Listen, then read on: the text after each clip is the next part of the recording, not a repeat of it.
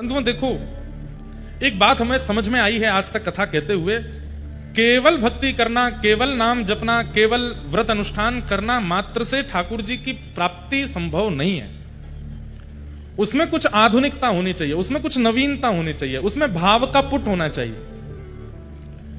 अब आप स्तुति गाते हैं, पर स्तुति केवल गा ही रहे हैं, उसका कोई उसमें कुछ नवीनता नहीं है, उसमें कुछ आपका भाव प्रकट नहीं है, तो फिर उस भाव से ठाकुर जी कैसे रीझें? भाई, घर में रोटी रोज बनती है, लेकिन जिस दिन जमाई राजा आते हैं उस दिन विशेष बनती। उस दिन रोटी में घी भी बढ़िया वाला लगाया जाता है, उस दिन सब्जी में भी नमक वगैरह उस दिन कमी नहीं होती है। बाकी के दिन कभी नींबू नहीं, नमक नहीं, कभी कुछ नहीं। जमाई जिस दिन आते हैं उस दिन विशेष बनती है। बच्चों को भी रहता है, जीजा जी आते रहा करो, हमको भी बढ़िया बढ़िया खाने को मिलता रहता है। क्यों? प्रस्तुतिकरण में ही तो प्रेम होता है। अब जो माता जी रोज बनाती हैं वही उस दिन भी बना दें तो फिर क्या विशेष हुआ? मेहमान घर आए और आप वैसे ही सामान्य से घिया की तोरई की सब्जी बना दे, तो वैसे बढ़िया घेरा तोरई तो वही बना दो, तो उस दिन तो कुछ विशेष बनना चाहिए ना। ऐसे ही ठाकुर जी की सेवा आराधना भी भिंडी लौकी घिया की तरह नहीं करनी है, बस करनी है। ये नियम है, ये ऐसे है, ऐसे ऐसे करते रहो। बस नियम की पूर्ति नहीं, समय की पूर्ति नहीं करनी है। जितना नियम है, जितना समय है, उसमें कुछ अद्भुत करना है, कुछ विशेष करना है। और विशेष अद्भुत चाह करके नहीं होता। जब कथा आदि श्रवण करते करते भाव जागृत चित्त में हो जाते हैं तो अपने आप बनता है, अपने आप होने लगता है। मंदिर में फोन कैमरा तो अलाउ नहीं होते, पर दूरबीन लेके जाना, दूरबीन तो ले जा सकते हो। और तब मथुराधीश जी के युगल चरणों से मुखमंडल तक पूछ लेना, कहीं कोई पीट पाट नहीं दे। फिर दूर से ऐसे दर्शन करना, और फिर उस झांकी को चित्त में धारण करके तब मधुराष्टकम गाइएगा। आप लोगों की तो संपत्ति है मधुराष्टकम, कोटा वालों की। नित्य गाया कीजिए, नित्य ठाकुर जी को रुझाया कीजिए। मधुराधिपते अखिलम मधुरम, मधुराधिपते अखिलम मधुरम। तो श्री पद्मनाभ नाम के एक सुंदर व्यास थे कन्नौज में। ध्यान से सुनो, आपको कईयों को पता होगी, लाइव भी कई लोग सुन रहे हैं जो नाथद्वारा जाते हैं, सांवलिया सेठ जाते हैं और जयपुर जाते हैं। कभी अवसर मिले, लाइव जो सुन रहे हैं वो लोगों से हमारा निवेदन, कोटा भी आइए और कोटा में श्री मथुराधीश जी का दर्शन कीजिए। आपको तो कथा सबको पता ही है। तो एक व्यास जी हुए कन्नौज में, उनका नाम था श्री पद्मनाभ। क्या नाम था? बहुत सुंदर कथा करते थे। हजारों लाखों की तादाद में लोग उनकी कथा सुनकर के अपनी शंकाओं का समाधान और परमानंद की प्राप्ति करते थे। परंतु उनके चित्त में इच्छा प्रकट हुई कि मैं सबका समाधान करता हूं, मेरा समाधान कौन करे। कई बार बंधुओं, कथा कहने वाले सबके समाधान करते, पर उनके चित्त में भी इच्छा होती है कि हम भी कहीं किसी गुरु आश्रय में जाएं जो हमारा समाधान करे। और एक बात बताएं, वक्ता अगर इस प्रकार की वृत्ति रखता है उसको अहंकार कभी नहीं हो सकता। नहीं तो इस व्यासपीठ पे अहम बहुत जल्दी आ जाता है। इतने लोग प्रणाम करते हैं, इतने लोग वंदन करते हैं, इतने लोग सब आगे पीछे घूमते हैं, सब करते हैं, तो अहम आना बहुत स्वाभाविक हो जाता है। लेकिन व्यासपीठ पर बैठा वक्ता भी अपने ऊपर किसी आचार्य को मानता है और उनके सदा शरणागत में रहता है, तो उसके अंदर अहम नहीं आ सकता। तो श्री पद्मनाभ व्यास जी ने मन में विचार किया कि पद्मनाभ दास जी ने कि मैं किसके आश्रय में जाऊं, मेरा समाधान कौन करे। इसी भावना से कथा कहते थे कि हे भागवत जी, आप कृपा करो कि मेरे समाधान करने वाले गुरु भी आवे। तभी कन्नौज में श्रीमद वल्लभाचार्य महाप्रभु जी का आगमन हुआ। बंधुओं, श्रीमद वल्लभाचार्य जी कौन है? भगवान के मुख का अवतार हैं। ठाकुर जी की प्रत्येक वस्तु अवतार धारण करती है। आप कहेंगे क्यों? उनको आवश्यकता क्या है? भगवान के कंगन भी अवतार लेते हैं, भगवान का मुकुट भी अवतार लेता है, ठाकुर जी की वंशी भी अवतार लेती है, ठाकुर जी की पीतांबरी भी अवतार लेती है। ये सब भी आचार्य रूप धारण करके आते हैं। कहां तक कहूं, ठाकुर जी के अश्रु बिंदु भी अवतार लेते हैं। क्यों? क्योंकि सब लोग इधर देखो, अति सामीप्य में वैल्यू नहीं होती। ठाकुर जी के जितने भी आयुध हैं, ठाकुर जी के जितने भी श्रृंगार हैं, स्वयं ठाकुर जी का मुखमंडल, हस्तकमल, चरण कमल, ये सब भी विचार करते हैं कि हम ठाकुर जी के इतने समीप रहते हैं कि ठाकुर जी को सामने से देखने का अनुभव हमको नहीं हो पाता। अब विचार कीजिए, भगवान के मुखमंडल को ही इच्छा हो रही है कि मैं भी ठाकुर जी के मुखमंडल को देखूं। कैसे देख सकते हैं? प्रतिबिंब में ही देख सकते हैं। तब भगवान के मुखमंडल ही श्रीमद महाप्रभु जी के रूप में प्रकट हुए। मतलब महाप्रभु वल्लभाचार्य जी का दर्शन जिन्होंने किया, उन्होंने साक्षात ठाकुर जी के मुख का दर्शन किया। तो महाप्रभु जी प्रकट हुए। यशोदा जी का अवतार भी माना जाता है श्री यशोदा जी के भाव से, पर गोसाई जी में यशोदा जी के भाव ज्यादा अनुभव होते हैं। गोसाई श्री विठलनाथ जी महाप्रभु जी के पुत्र। तो महाप्रभु जी का कन्नौज आगमन हुआ, तब पद्मनाभ दास जी उनकी कथा सुनने के लिए गए। तब कथा में जैसे ही एक बात आप अनुभव करेंगे, कथा का एक स्वरूप होता है, जिज्ञासा लेकर के घर से चलिए कि मुझे इस बारे में जानना है। आप आश्चर्य करेंगे, हमें मत बताइएगा, या किसी भी कथा में जाकर के व्यास जी को मत बताइएगा। आप जिज्ञासा लेकर के कथा में आइए, किसी ना किसी रूप में ध्यान से सुनिएगा, आपकी जिज्ञासा का समाधान अपने आप व्यासपीठ दे देगी। ये कथा का एक चमत्कार समझ लीजिए। यहां जिज्ञासा लेके बैठे, पर हां जिज्ञासा के रूप में ये नहीं होना चाहिए कि मेरा ब्याह कब होएगा, या मेरी पत्नी मोते लड़ना बंद कब करेगी, मेरे बच्चे मेरी बात कब मानेंगे। संसारी भावना नहीं, जिज्ञासा होनी चाहिए आत्मकल्याण की। आप आकर के बैठो, आपकी जिज्ञासा का समाधान कथा करेगी। तो पद्मनाभ दास जी के चित्त में क्या जिज्ञासा थी? मैं इतनी कथाएं करता हूं, इतने लोगों के समाधान करता हूं, पर मेरे चित्त को शांति क्यों नहीं मिलती? और आप इसी जिज्ञासा से आकर के जब कथा में बैठे, उसी समय महाप्रभु जी ने एक प्रसंग कहा, और प्रसंग में कहा कि भैया ठाकुर जी की सेवा करने वाले, ठाकुर जी की कथा सुनाने वाले, ठाकुर जी के समीप रहकर के किसी भी प्रकार की सेवा का क्रम करने वाले को अपनी जीविका के लिए ठाकुर जी का प्रयोग नहीं करना चाहिए। समझ में आई बात? ठाकुर जी सजा धजा के बैठा दिए कि लोग बागा में चढ़ावा चढ़ावे, तो उस चढ़ावे से मेरे घर चले, कथा करें, उस पर चढ़ावा आवे, उससे हमारा घर परिवार चले। ठाकुर जी जीविका नहीं होने चाहिए। कर भी लो अगर जीविका के रूप में, तो उसमें कोई दोष नहीं है। ठाकुर जी को तो प्रसन्नता ही होती है, चलो भैया मोते तेरो घर चले तो चला ले, मोते अगर तेरो सब चले तो कर ले। लेकिन यदि किसी व्यक्ति को परम सुख की प्राप्ति करनी है, तो ठाकुर जी का क्रम अपनी जीविका के लिए ना करे। ये बात महाप्रभु जी कथा में कह रहे थे, और इसी बात को पद्मनाभ दास जी बैठ करके सुन रहे थे।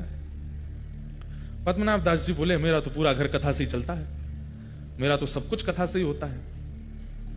महाप्रभु जी इस बात को कह रहे हैं, तो मैं इसको पालन करके देखूं। दिक्कतें तो बढ़ जाएंगी, क्योंकि हमारा सर्वस्व कथा ही है, लेकिन आप इतने बड़े आचार्य चरण अगर इस बात को कह रहे हैं, तो एक बार पालन करके देखें। और उन्होंने उसी दिन प्रण ले लिया कि आज के बाद घर चलाने के लिए सत्यनारायण की कथा कर लेंगे, घर चलाने के लिए महाभारत की कथा कर लेंगे, रामायण की कथा कर लेंगे, पर भागवत जी की कथा अयाचक वृत्ति से होगी।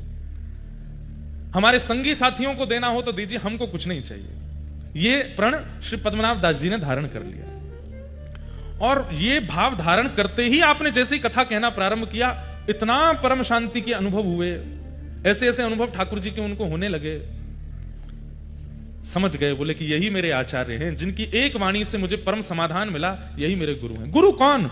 गुरु वही जो हरि सो मिलावे, गुरु वही जो हरि की राह दिखावे, गुरु वही जो सब तज वृंदा विपिन बसावे, वो गुरु है। वो गुरु नहीं जिसके आश्रय में जाने से आप और संसार के हो गए, वो गुरु जिसके आश्रय में आने से, जिसकी वाणी सुनने से और संसार छूट गया, वो गुरु है। जिसकी वाणी, जिसकी उपस्थिति, जिसकी कथा ठाकुर जी के और समीप ले जावे, वो गुरु है।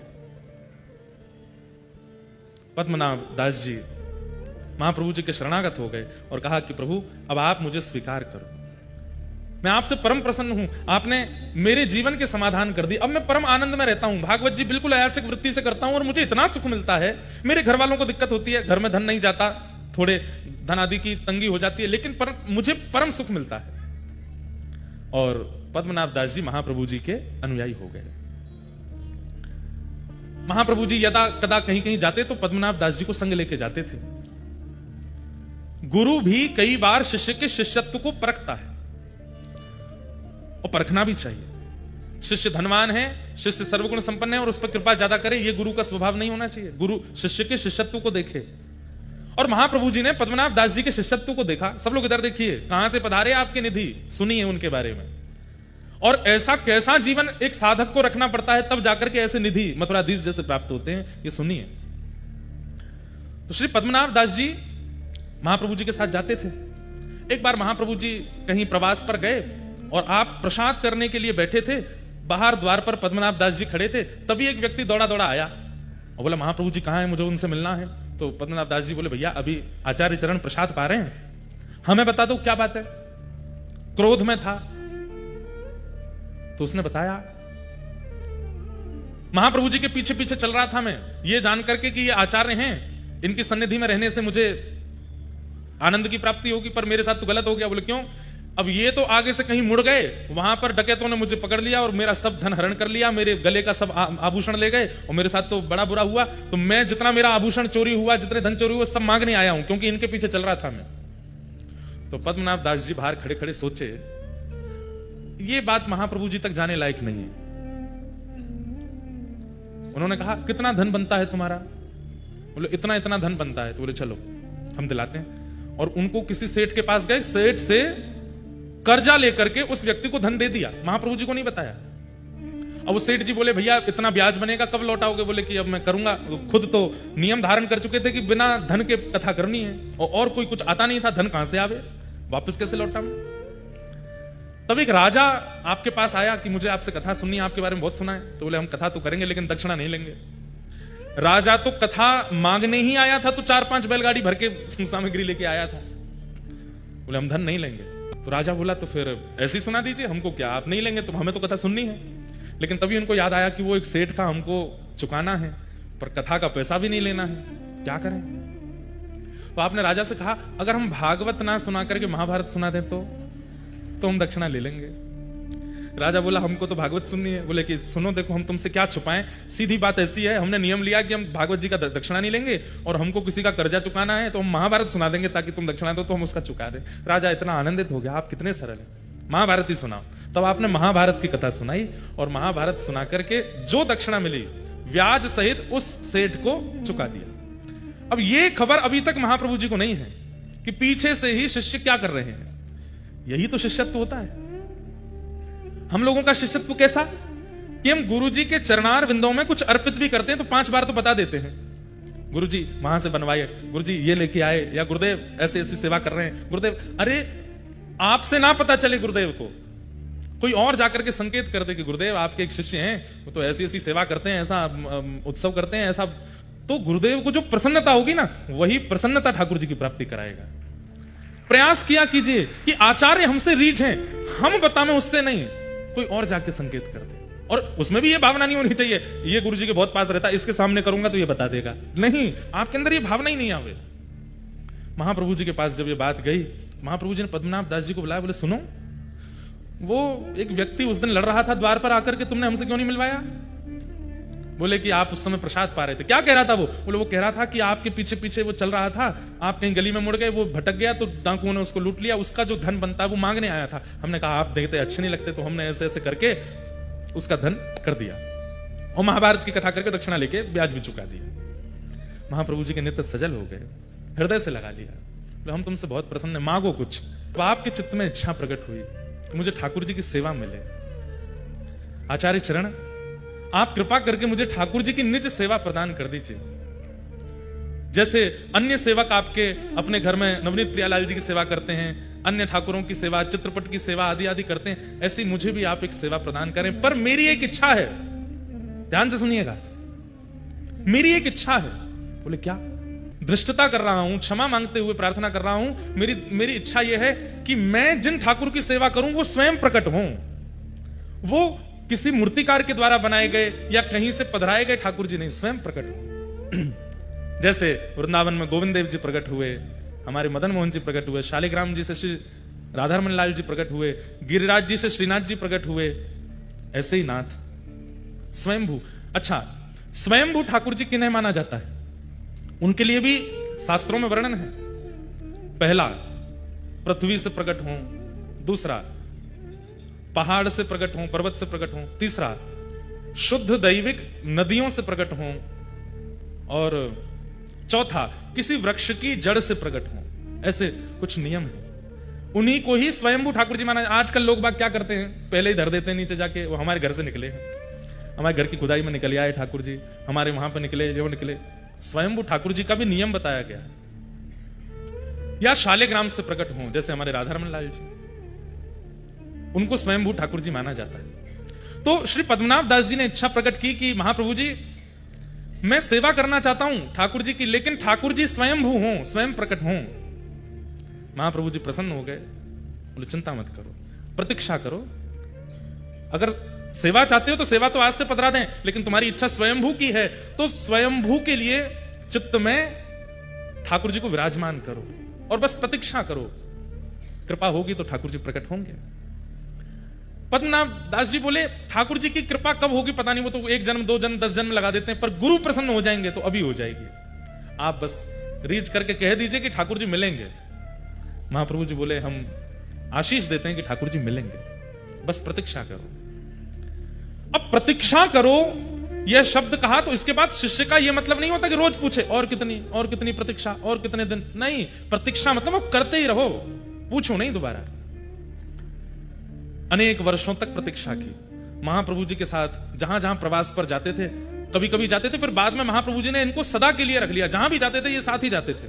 प्रवास करते हुए एक दिन आप गोकुल पधारे, पद्मनाभ जी साथ में पधारे, और गोकुल में संध्या के समय पर महाप्रभु जी यमुना जी के तट पर बैठ करके संध्या कर रहे थे, और दूर बैठ करके श्री पद्मनाभ दास जी अपने गुरुदेव को बस देखते ही रहते थे, दर्शन ही करते रहते थे। दर्शन करते करते करते करते तभी यमुना जी की रेत अपने आप खिसकने लगी यमुना जी के भीतर। आप देख करके आश्चर्यचकित हो गए, और महाप्रभु जी की उस समय संध्या चल रही थी, संध्या का मध्यस्थ था।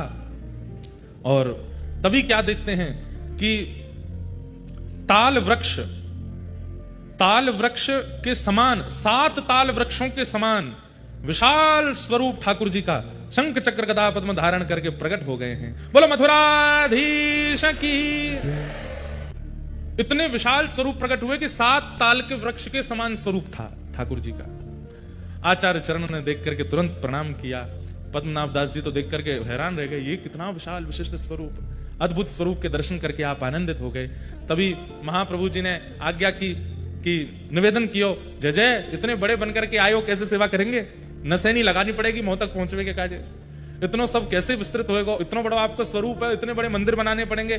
थोड़ी कलयुग की प्रधानता है, आप थोड़ा सा नेक हम अर्चकन पे नेक ध्यान धरो और अपनो रूप नेक सूक्ष्म करो। तब वही विशाल स्वरूप छोटे से बनकर के श्री महाप्रभु वल्लभाचार्य जी की गोद में पधारे, और वही स्वरूप आज यहां कोटा में विराजमान। दूर खड़े खड़े नेत्र लाल हैं, नेत्रों से अश्रु गिर रहे हैं श्री पद्मनाभ दास जी के, हाथ जोड़ करके केवल कंपन हो रहा है। महाप्रभु जी मंद मुस्का करके कहते हैं, देखो तुम्हारी इच्छा आज पूर्ण भई, और तुम्हारे लिए स्वयंभू ठाकुर जी श्री मथुराधीश प्रकट हुए। नामकरण कर दिया, इनका नाम क्या बोले, मथुराधीश है। तब पद्मनाभ दास जी सन्मुख आकर के बैठ गए, बोले महाराज आपने इनका नाम मथुराधीश क्यों रखा। तब आचार्य चरण ने कहा कि देखो ये मथुरापुरी जो है ना, इसका मूल नाम मधुरापुरी है। जहां पर मधुर श्री कृष्ण का प्राकट्य हुआ वो मधुरा है, वो मथुरा अपभ्रंश होकर के और कुछ शास्त्रीय कारणों से उसका नाम मथुरा है, पर वास्तव में मधु नामक दैत्य को मारा था यहां पर, इसलिए इसका नाम मधुरा है। और मधुरा के जो अधीश हैं वही मथुराधीश है, इसलिए इनका नाम मधुराधीश है। और आपने और निवेदन किया कि इनके स्वरूप के बारे में मुझे बताओ। तब महाप्रभु जी कहते हैं, गोद में बैठे मथुराधीश जी, सामने पद्मनाभ दास जी बैठे हैं, कि तम अद्भुतम बालकमंबुजक्षणम। ध्यान से सुनिएगा, ये मथुराधीश जी जो हैं ये विशाल विराट ठाकुर जी नहीं है। देवकी मैया के गर्भ से जब ठाकुर जी जन्मे, 1 दिना के लाला जब थे श्री कृष्ण कंस के कारागृह में, तब उनका जैसा स्वरूप था वही स्वरूप है श्री मथुराधीश जी का। ये छोटे लाला ही हैं, छोटे लाला 4 भुजा वाले हैं। तमद्भुतम बालकमंबुजक्षणम चतुर्भुजम शंख गदायुधायुधम श्रीवत्सलक्ष्मं गलसौभकौस्तुभम पीतांबरम सांद्रपयोध सौभगम।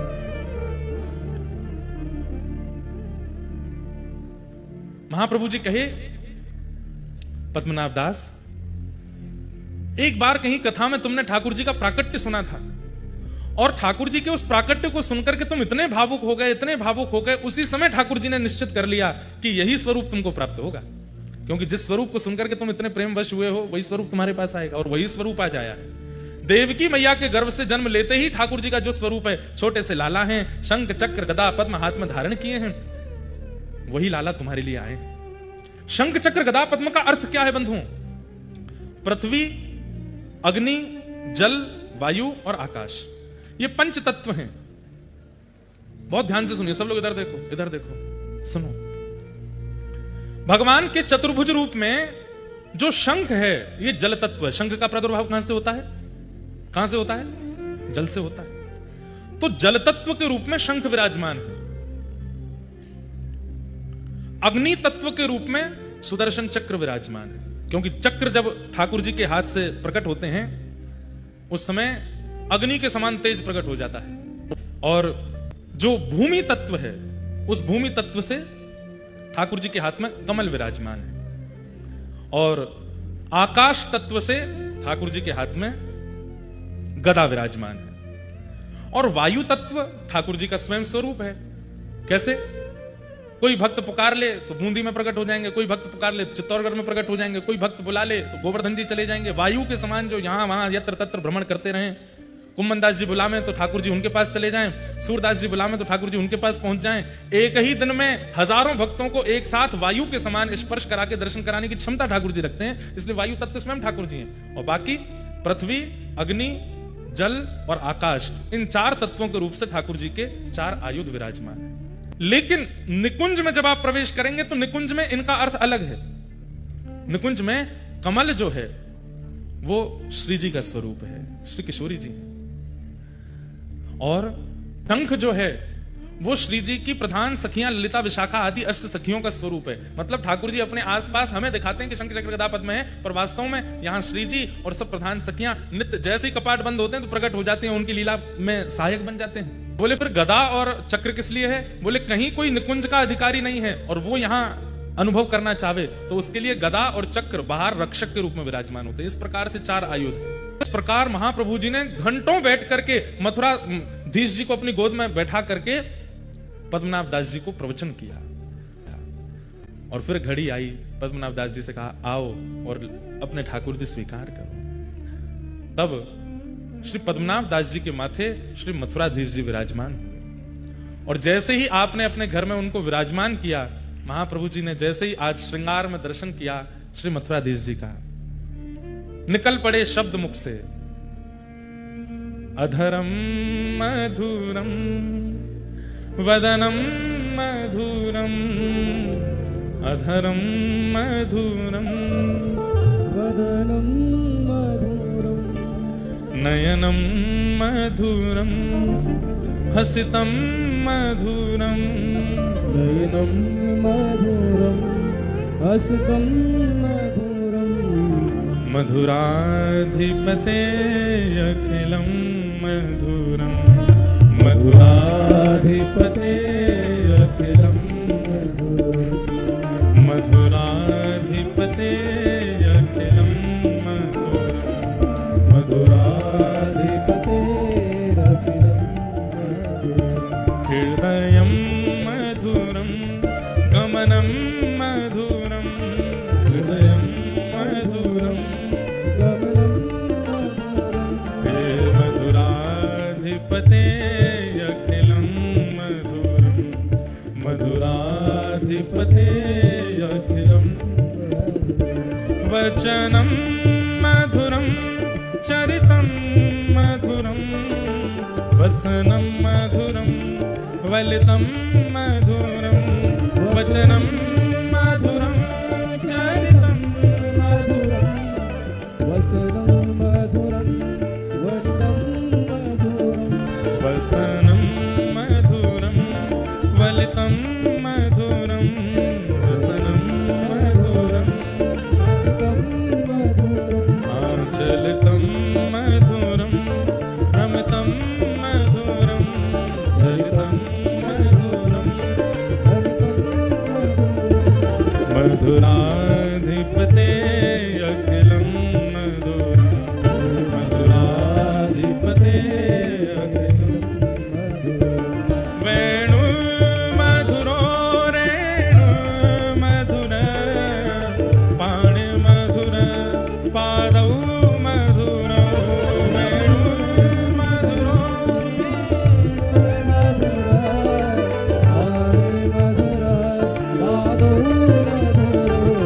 नृत्यम मधुरम सख्यम मधुरम, नृत्यम मधुरम सख्यम, गाइए, मधुराधिपते अखिलम मधुरम, मधुराधिपते अखिलम, गीतम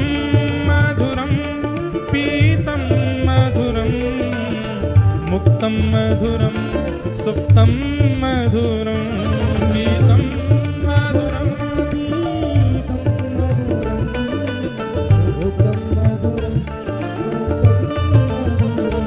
रूपं मधुरं तिलकं मधुरं रूपं मधुरं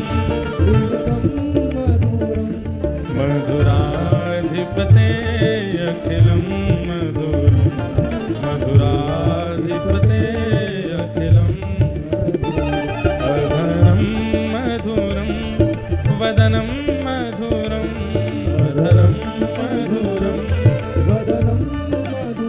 हे मधुराधिपते अखिलं मधुरं मधुराधिपते श्री मथुराधीश की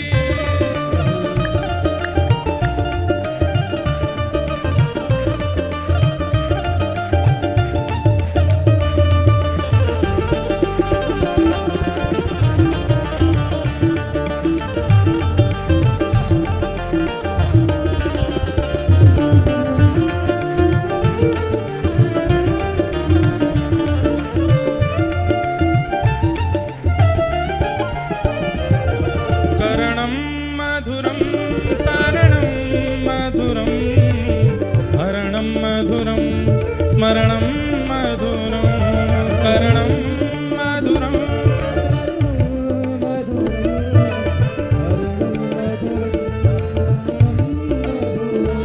वमितं मधुरं शमितं मधुरं गमितं मधुरम्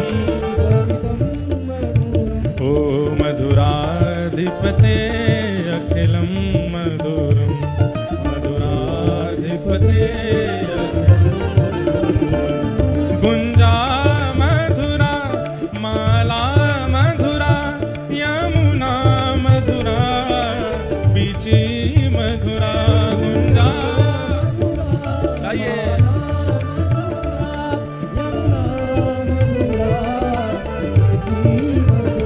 सलिलं मधुरं कमलं मधुरं सलिलं मधुरं मधुराधिपते अखिलं मधुरं मधुराधिपते गोपी मधुरा लीला मधुरा युक्तं मधुरं मुक्तं मधुरं गोपी मधुरा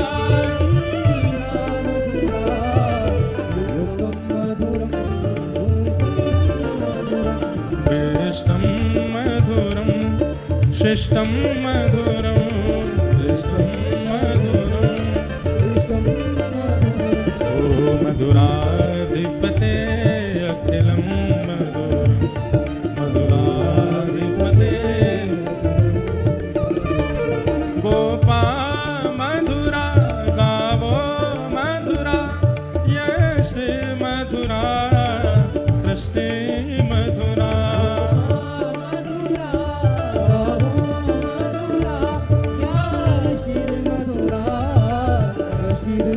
दलितं मधुरं फलितं मधुरं दलितं मधुरं ओ मधुराधिपते अखिलं मधुरं मधुराधिपते अखिलं अधरं मधुरं वदनं मधुरं अधरं मधुरं नयनं मधुरं हसितं मधुरं नयनं मधुरं मधुराधिपते अखिलं मधुरं मधुराधिपते अखिलं मधुराधिपते अखिलं मधुराधिपते अखिलं श्री मथुराधीश की जय श्री मधुराधीश की वही मधुराधीश श्री मथुराधीश आपके कोटा में विराजमान है। आप सबन को ऐसे मधुराधिपति अखिलम मधुरम ठाकुर जी प्राप्त है वे की बधाई हो, बधाई हो, बधाई हो।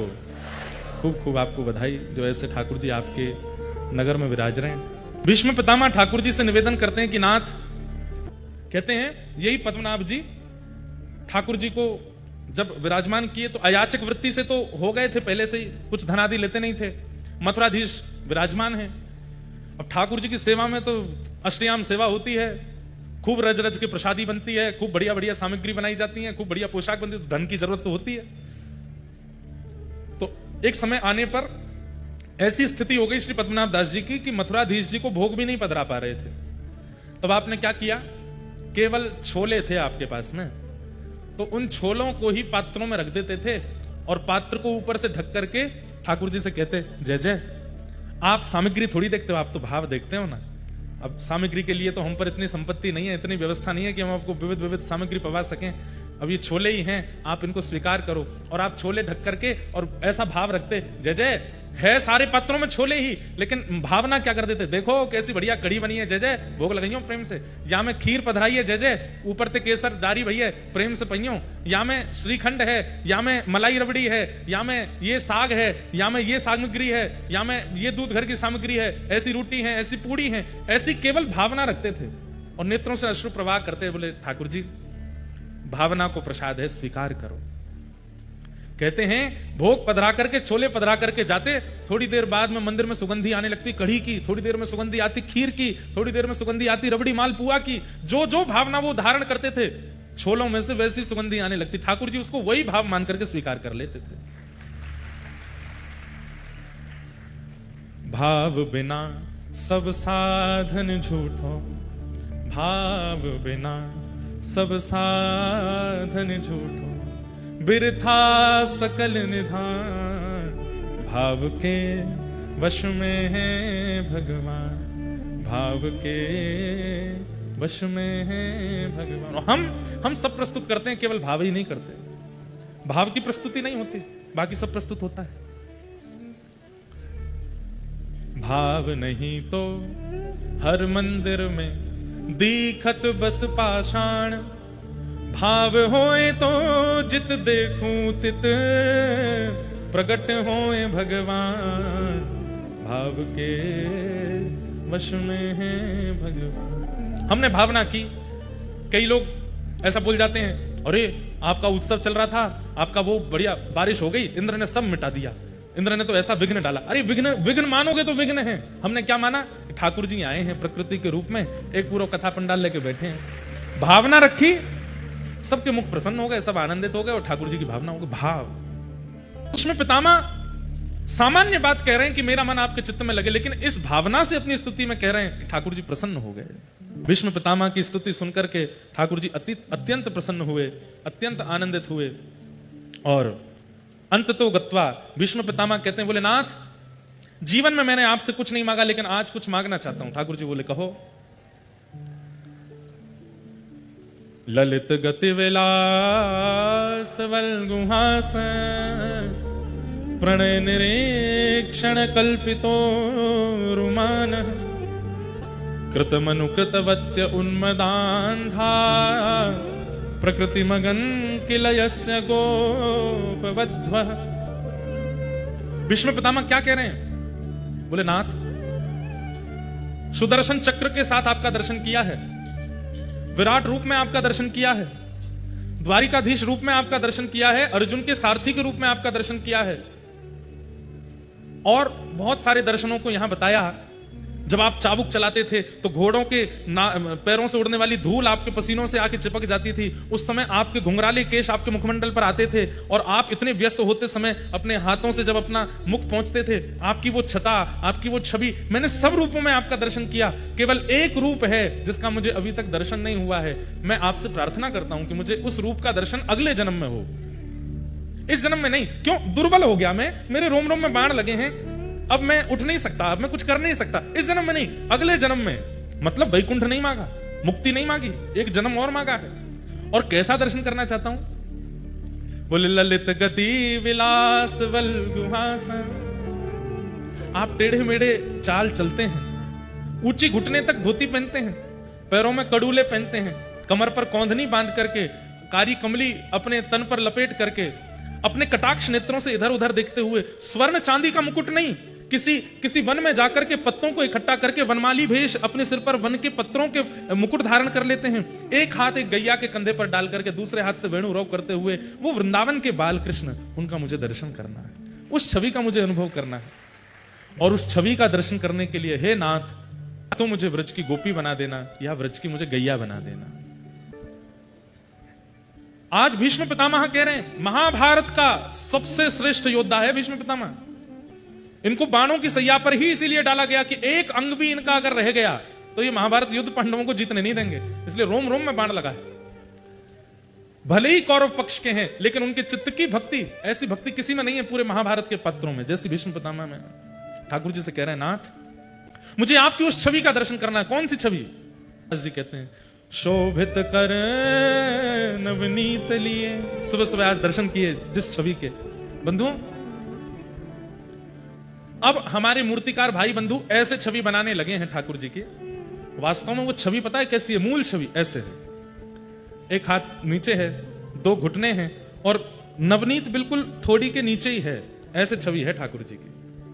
ये छवि है श्री नवनीत प्रियालाल जी की।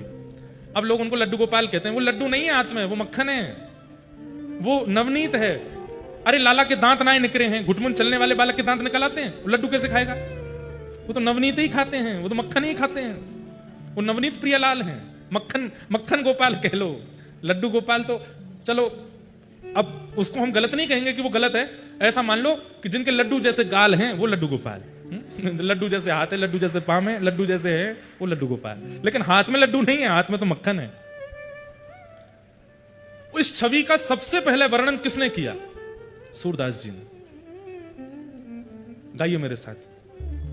शोभित कर नवनीत लिए, शोभित कर नवनीत लिए, शोभित कर नवनीत लिए, शोभित कर नवनीत लिए। कैसे हैं? घुटरुन चलत रेणु तन मंडित, घुटरुन चलत रेणु तन मंडित, घुटरुन चलत रेणु तन मंडित, घुटरुन चलत रेणु तन। और कैसे हैं? मुख दधि लेप किए, मुख दधि। बंधुओं, इस छवि का चिंतन करो। शोभित कर हाथ में नवनीत लिए, घुटरुन चलत। अब इसमें एक बात है, कभी एकांत में करके देखना। इधर देखो सब लोग, एक हाथ ऊपर उठा लेना, दोनों घुटने नीचे टेक करके, और एक अब चल के देखना, चल पाओगे आप? लेकिन ठाकुर जी चल रहे हैं तो कैसे चल रहे हैं? 3 व्हीलर बन गए ठाकुर जी। अब भाई एक हाथ तो ऊपर है ना, ऐसे लुढ़क जाते हैं बीच बीच में, तो ये कोहनी नीचे टेकते हैं और फिर चलते हैं ऐसे कोहनी से। मक्खन नीचे नहीं आवे। कह रहे हैं सूरदास जी, बोले मुख पे मट्टी लग गई है, पूरे तन पे मट्टी लग गई है। क्या कह रहे हैं? घुटरुन चलत रेणु तन मंडित, पूरा तन रेणु में हो चुका है, लेकिन हाथ के मक्खन पर एक बिंदु आनी नीचे। कितना प्रेम करते हैं ठाकुर जी मक्खन, जे ना गंदो है जाए, खाऊं गोया को। अच्छा, खा क्यों नहीं रहे? कोई एक प्रिय स्थान है ठाकुर जी का, वहां जाके ही खाएंगे। सब जगह बैठ के नहीं खाऊंगा, एकांत में बैठ खाऊंगा, कहीं दाऊ दादा के छीन नहीं ले। शोभित कर नवनीत लिए, शोभित कर नवनीत, घुटरुन चलत रेणु तन मंडित, घुटरुन चलत और मुख दधि लेप किए, मुख दधि लेप किए। मुख पर जगह जगह दही लगी है। कैसी सुंदर ठाकुर जी की छवि है। चारु कपोल, चारु कपोल, कपोल मतलब गाल, चारु कपोल लोल लोचन, चारु कपोल लोल गाल हैं और बड़े बड़े नेत्र हैं। लोल लोचन मतलब लुभाने वाले ऐसे नेत्र हैं ठाकुर जी के कि जब चल के इधर उधर देखते हैं तो आकर्षण बनता है उन नेत्रों की ओर। चारु कपोल लोल लोचन, चारु कपोल और गोरोचन तिलक किए।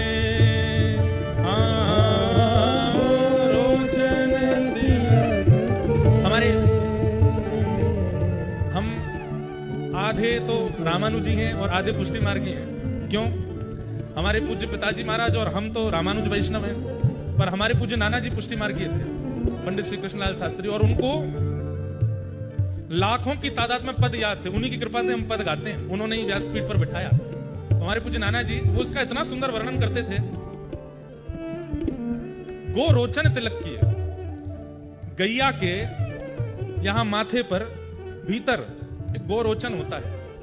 किसी किसी गाय के नासिका से वो रोचन प्रकट होता है। वो मल की तरह नहीं होता, वो गंदा नहीं होता, उसमें इत्र की तरह सुगंधी होती है। वो गोरोचन यहां से प्रकट होता है। किसी किसी गाय के, लाखों में से किसी एक गैया के प्रकट होता है गोरोचन। वह गोरोचन का तिलक लगाती है यशोदा मैया लाला को। 9 लाख गैया हैं तो महीना 1.5 महीना में एक गैया के गोरोचन प्रकट हो जाता है। आजकल संभव नहीं है, और होता होगा तो पता नहीं, लोगों को खबर नहीं होगी इसलिए उसका पता नहीं चलता। कींच जैसी होती है, जैसे खस की कींच होती है ऐसी कींच निकलती है और जरा सी निकलती है। वो मैया इकट्ठा करके लाला कुबा को तिलक लगावे, गोरोचन तिलक किए। पर हमारे कुछ नाना जी इसका एक अर्थ और करते थे। बोले लाला यहां गोरोचन को गोवर मान लो। तो मैंने कि नाना जी गोवर को तिलक लगा रहे ठाकुर जी? तो इसका इतना सुंदर वर्णन करते नाना जी बोलते, बोले लाला ठाकुर जी के तन पे रेणु लगी है और ठाकुर जी को मक्खन खानो है। अब प्रिय वस्तु खावे के काजे साफ सुथरा तो होना पड़ेगा। तो ठाकुर जी सोचे अब कहां जाऊं, तो मैया के पास जावे। तो मैया से कहवे गए कि मेरे तन की मिट्टी हटाए दो। बोल लो आवे ना लालाते, लेकिन तन में मिट्टी लगी, मैया देखेगी तो हटा देगी। तो मैया के पास गए, वहां समय मैया अपना श्रृंगार कर रही है। और मैया कैसे श्रृंगार कर रही है? एक सफेद बिंदी लगावे, फिर एक लाल बिंदी लगावे, फिर एक सफेद बिंदी लाल बिंदी, सफेद बिंदी लाल बिंदी, सफेद बिंदी लाल बिंदी, ऐसे मैया अपना श्रृंगार कर रही है। ठाकुर जी देख रहे हैं, मट्टी वट्टी तो भूल गए। ठाकुर जी बोले मैं करूंगा ऐसा श्रृंगार, कैसे करूं? दोबारा लौट करके गए फिर गौशाला में। बोले सफेद बिंदी तो मेरे हाथ में, लाल बिंदी कहां से लाऊं? लाल बिंदी दिखी नहीं, सो गोबर उठा लियो। सो एक बिंदी तो मक्खन की लगा में और दूसरी बिंदी गोबर की लगा में, फिर एक बिंदी मक्खन की लगा में, फिर दूसरी बिंदी गोबर की लगा में। ऐसे ठाकुर जी अपने मुख पर यहां पर दही लीप रखी है, ऊपर यहां पे मक्खन और गोबर से ठाकुर जी गोरोचन तिलक की। कितना सुंदर वर्णन है सूरदास जी की वाणी में। शोभित कर नवनीत लिए, शोभित कर नवनीत। और आगे सुनो, लट लटकनी मनुमत मधुप गण, लट लटकनी मनुमत मधुप। भैया आप लोगों को डर लग रहा होगा बारिश बारिश को, यहां देखो, अरे इसको देखो, प्रेम तो सुनो, कितनी सुंदर लीला चल रही है। विशेष रूप से आगे वाले आप लोग ज्यादा ध्यान से सुना करो, पीछे वाले तो हिलते डुलते ही नहीं है। अब देखो ये ऐसी व्याख्या आचार्यों की कृपा से समझ आती है। आप लोग इस पद को पढ़ लो, व्याख्या नहीं कर पाओगे। अब क्या कह रहे हैं? लट लटकन मन मत मधुप गण। बोले ठाकुर जी के जो घुंघराले केश हैं वो यहाँ पर जो चोटी बनी है वहां में से निकर के नेक नेक बाहर आ गए। तो एक लट यहाँ से आई है, एक लट यहाँ से आई है, एक लट यूं आई है। तो ठाकुर जी बीच बीच में अपनी लटन को संवार रहे हैं। सूरदास जी कह रहे हैं कैसा लग रहा है? बोले ऐसा लग रहा है कि मानो जैसे किसी नील कमल के ऊपर बहुत सारे भौरे मंडरा रहे हो। लट लटकन मनुमत मधुप गण, लट लटकन माधक मधु ही पिए, माधक मधु। मानो ऐसा लग रहा है ठाकुर जी, हमारी किशोरी जी जो है ये गुलाब कमल है और ठाकुर जी नील कमल है, नीले कलर के, नीले नीले हैं। तो नील कमल पर मानो इतने सारे केश के रूप में मानो भौरे मंडरा रहे हैं और मंडरा करके मत उसमें से मधु को पी रहे हैं। और कठुला कंठ वज्र के हिरी नख, कठुला कंठ।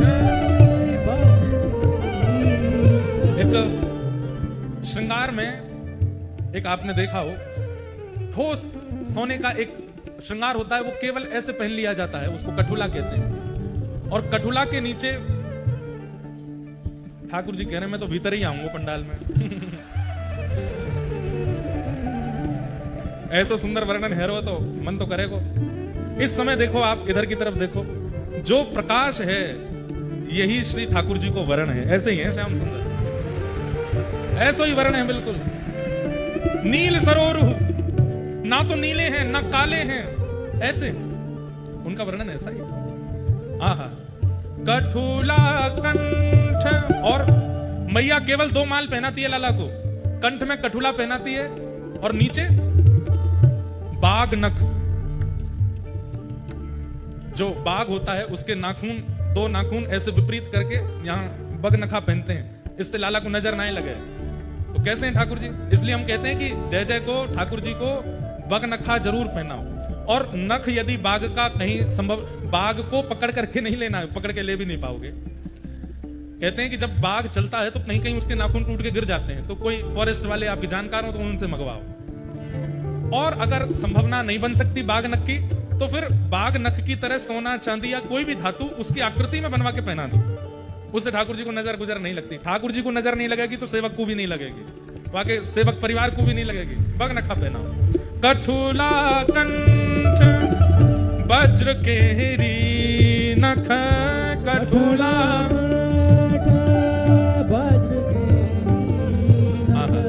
राजत रुचिर रहिए, राजत रुचिर रहिए। धन्य सूर एको पल इह सुख, धन्य सूर एको पल इह सुख, कासत कल्प जिए,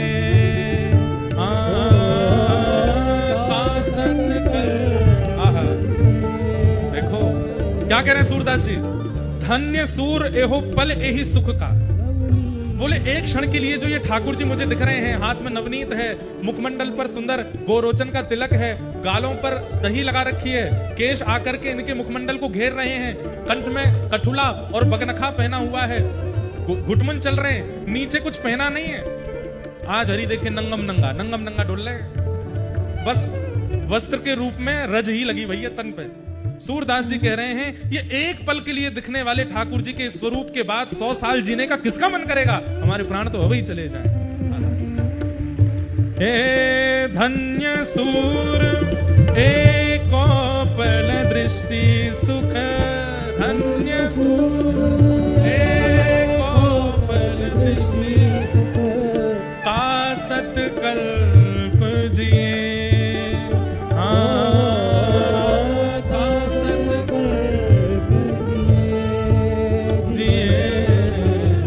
शोभित कर नवनीत लिए, शोभित कर नवनीत लिए,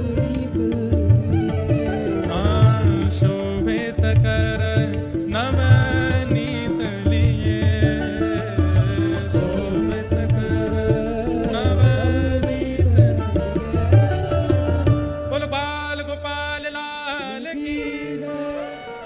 जिनके घर पे नवनीत प्रिया लाल लड्डू गोपाल विराज रहे हैं, रोज ये पद गानो चाहिए ठाकुर जी के, और इसी भाव से दर्शन करना चाहिए। श्रृंगार करने के बाद जब ठाकुर जी को देखो, कभी कभी ठाकुर जी को गौशाला ले जाया करो, और नहीं जा सके गौशाला तो गौशाला ते नेक रज, नेक गोबर, नेक मटका में दही, नेक मक्खन ले आया करो, और दोपहर में राजभोग करावे के बाद नेक नेक लेप दे करो, यहाँ लगा दिया थोड़ी देर, बस एक अपने दर्शन के लिए थोड़ी देर देखने के बाद में नेक बलियां लेके फिर पहुंच के बैठा दो, अब ठीक है हमने कर लिए दर्शन।